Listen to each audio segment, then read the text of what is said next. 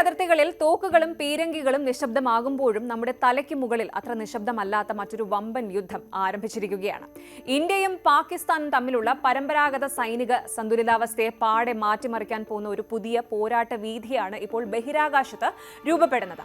നമ്മൾ അടുത്തിടെ കണ്ട ഓപ്പറേഷൻ സിന്ദൂർ എന്ന സൈനിക നീക്കത്തിന് ശേഷം ഇന്ത്യ പാകിസ്ഥാൻ അതിർത്തിയിലെ നേരിട്ടുള്ള സംഘർഷങ്ങൾക്ക് താൽക്കാലിക ശമനം ഉണ്ടായി എന്നത് ശരിയാണ്. എന്നാൽ ബഹിരാകാശത്ത് പാകിസ്ഥാൻ നടത്തുന്ന നിശബ്ദമായ കുതിപ്പ് ഇന്ത്യക്ക് വലിയ തലവേദനയാണ്. കഴിഞ്ഞ കുറച്ചു മാസങ്ങളായിട്ട് ഭൂമിയിൽ നമ്മൾ കണ്ടതിനേക്കാൾ ഭീകരമായ വേഗതയിലാണ് ബഹിരാകാശത്ത് കാര്യങ്ങൾ മാറിമറിഞ്ഞത്. ഇന്ത്യയുടെ തന്ത്രപ്രധാനമായ സൈനിക നീക്കങ്ങളെയും അടിസ്ഥാന സൗകര്യങ്ങളെയും 24 മണിക്കൂറും നിരീക്ഷിക്കാൻ ശേഷിയുള്ള ഒരു ഭീമൻ ഉപഗ്രഹ ശൃംഖലയാണ് പാകിസ്ഥാൻ നമ്മുടെ തലയ്ക്ക് മുകളിൽ വിന്യസിച്ചിരിക്കുന്നത്. ഇത് കേവലം ഒരു സാങ്കേതിക മുന്നേറ്റമല്ല, മറിച്ച് വരാനിരിക്കുന്ന യുദ്ധങ്ങളുടെ സ്വഭാവം നിർണ്ണയിക്കുന്ന വലിയൊരു തന്ത്രപരമായ നീക്കമാണ്. പാകിസ്ഥാന്റെ ഈ പുതിയ സ്പേസ് ഗെയിം എന്താണ് എന്നും അതിനു പിന്നിലെ ചൈനീസ് ബുദ്ധി എന്താണ് എന്നും നമുക്ക് നോക്കാം. ഈ മാറ്റത്തിന്റെ വ്യാപ്തി മനസ്സിലാക്കണമെങ്കിൽ നമ്മൾ ചരിത്രത്തിലേക്കൊന്ന് പിന്നോട്ട് നോക്കേണ്ടതുണ്ട്. പാകിസ്ഥാന്റെ ബഹിരാകാശ ഗവേഷണ ഏജൻസിയായ സുപാർകോ രൂപീകൃതമായത് 1961-ലാണ്. നമ്മുടെ ഇസ്രോയ്ക്ക് മുൻപേ തുടങ്ങിയ ഒരു സ്ഥാപനമാണിത്. പക്ഷെ കഴിഞ്ഞ 6 പതിറ്റാണ്ടിനിടയിൽ അവർക്ക് വിരലിലെണ്ണാവുന്ന ഉപഗ്രഹങ്ങൾ മാത്രമാണ് വിക്ഷേപിക്കാൻ സാധിച്ചിട്ടുള്ളത്. നമ്മൾ ഇസ്രോ വഴി ചൊവ്വയിലും ചന്ദ്രനിലും തൊട്ടപ്പോഴും സുപാർകോ വളരെ പിന്നിലായിരുന്നു. എന്നാൽ ഈ ചരിത്രത്തെ മുഴുവൻ അപ്രസക്തമാക്കിക്കൊണ്ട് കഴിഞ്ഞ വെറും 16 മാസത്തിനിടയിൽ മാത്രം പാകിസ്ഥാൻ 6 അത്യാധുനിക എർത്ത് ഒബ്സർവേഷൻ ഉപഗ്രഹങ്ങളാണ് ബഹിരാകാശത്തേക്ക് എത്തിച്ചത്. ഈ പെട്ടെന്നുള്ള കുതിച്ചുചാട്ടം ആഗോള പ്രതിരോധ നിരീക്ഷകരെ ഒരേപോലെ അമ്പരപ്പിച്ചിട്ടുണ്ട്. ഇവിടെ നമ്മൾ ശ്രദ്ധിക്കേണ്ട ഒരു പ്രധാന കാര്യമുണ്ട്. അടുത്തിടെ ഉണ്ടായ പേൽഗാം ഭീകര ആക്രമണത്തിനും അതിനെ തുടർന്നുണ്ടായ ഇന്ത്യൻ സൈനിക നടപടികൾക്കും മുൻപ് തന്നെ പാകിസ്ഥാൻ ഈ പദ്ധതിക്ക് തുടക്കമിട്ടിരുന്നു എന്നത്. ഇതിനർത്ഥം ഇത് ഇന്ത്യയുടെ പെട്ടെന്നുള്ള നീക്കങ്ങൾക്ക് മറുപടിയായിട്ട് പാകിസ്ഥാൻ പെട്ടെന്ന് തട്ടിക്കൂട്ടിയ ഒരു ഡിഫൻസ് സിസ്റ്റം അല്ല, മറിച്ച് ദീർഘകാല ആസൂത്രണത്തോടെ തന്നെ അവർ നടപ്പിലാക്കിയ വലിയൊരു മാസ്റ്റർ പ്ലാനിന്റെ ഭാഗമാണ് എന്നാണ്. പാകിസ്ഥാൻ ബഹിരാകാശത്ത് വിന്യസിച്ചിരിക്കുന്ന ഈ 6 ഉപഗ്രഹങ്ങളും ചേരുമ്പോൾ രൂപപ്പെടുന്ന ഉപഗ്രഹ വ്യൂഹം, അതായത് സാറ്റലൈറ്റ് കോൺസ്റ്റലേഷൻ എന്ന് പറയുന്നത് കേവലം ഒരു ശാസ്ത്രീയ പരീക്ഷണമല്ല. ഇതിൽ optical imaging, hyper spectral, remote sensing തുടങ്ങിയ വ്യത്യസ്ത തരം അത്യാധുനിക സാങ്കേതിക വിദ്യകളാണ് ഉപയോഗിച്ചിരിക്കുന്നത്.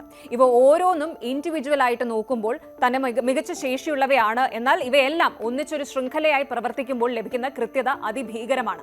സാധാരണ സിവിൽ ആവശ്യങ്ങൾക്കായിട്ട്, അതായത് കാലാവസ്ഥ അറിയാനോ അല്ലെങ്കിൽ കൃഷിക്കോ ഉപയോഗിക്കുന്ന ഭൗമ നിരീക്ഷണ ഉപഗ്രഹങ്ങളുടെ സ്വഭാവമല്ല ഈ ശൃംഖലയ്ക്കുള്ളത്.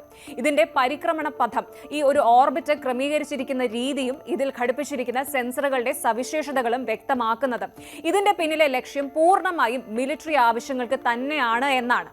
ഈ ഉപഗ്രഹ വ്യൂഹത്തിലെ ഏറ്റവും വിനാശകാരിയായ സാങ്കേതിക വിദ്യയായി പ്രതിരോധ വിദഗ്ധർ ചൂണ്ടിക്കാണിക്കുന്നത് ഹൈപ്പർ സ്പെക്ട്രൽ ഉപഗ്രഹമായ HS-1നെയാണ്.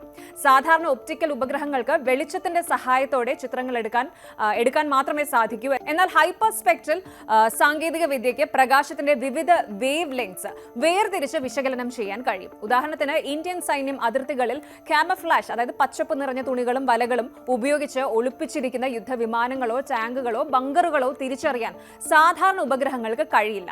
എന്നാൽ ഹൈപ്പർ സ്പെക്ട്രൽ ഉപഗ്രഹങ്ങൾക്ക് ആ വസ്തു നിർമ്മിച്ചിരിക്കുന്ന ലോഹത്തിന്റെയോ തുണിയുടെയോ കെമിക്കൽ കോമ്പോസിഷൻ, രാസഘടന പോലും തിരിച്ചറിയാൻ കഴിയും.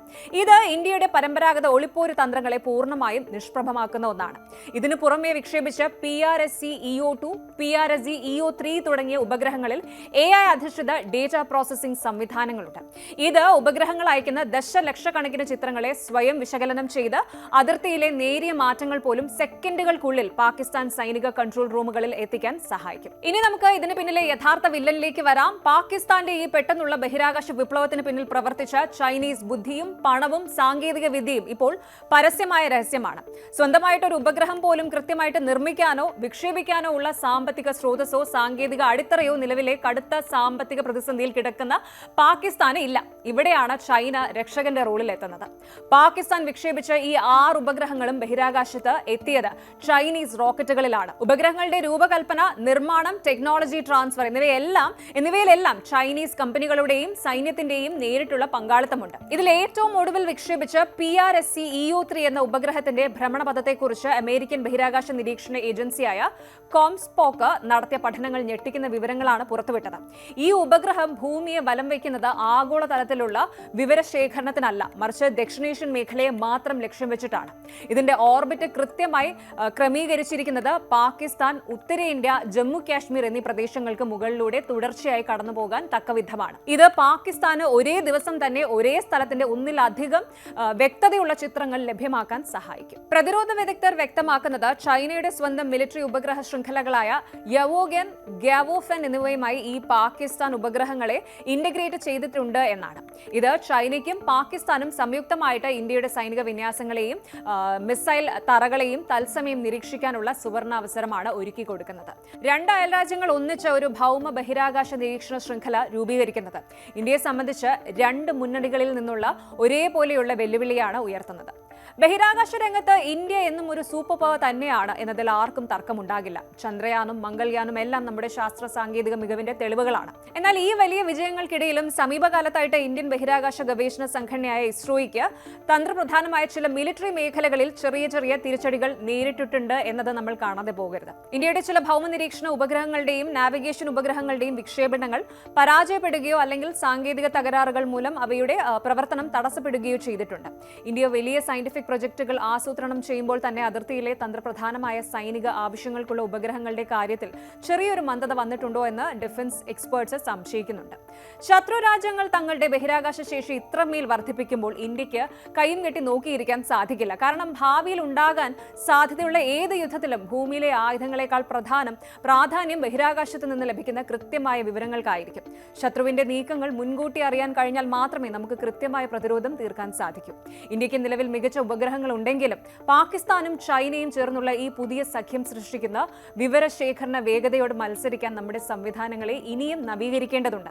ബഹിരാകാശ പ്രതിരോധ രംഗത്ത് കൂടുതൽ നിക്ഷേപങ്ങൾ നടത്തുകയും സൈന്യത്തിന് ആവശ്യമായ തത്സമയ വിവരങ്ങൾ തടസ്സമില്ലാതെ തന്നെ നൽകാൻ കഴിയുന്ന കൂടുതൽ ചെറിയ ഉപഗ്രഹങ്ങളുടെ വ്യൂഹം ഇന്ത്യയും അടിയന്തരമായിട്ട് കെട്ടിപ്പടുക്കേണ്ടതുണ്ട്. അപ്പോൾ കാര്യങ്ങൾ വളരെ വ്യക്തമാണ്.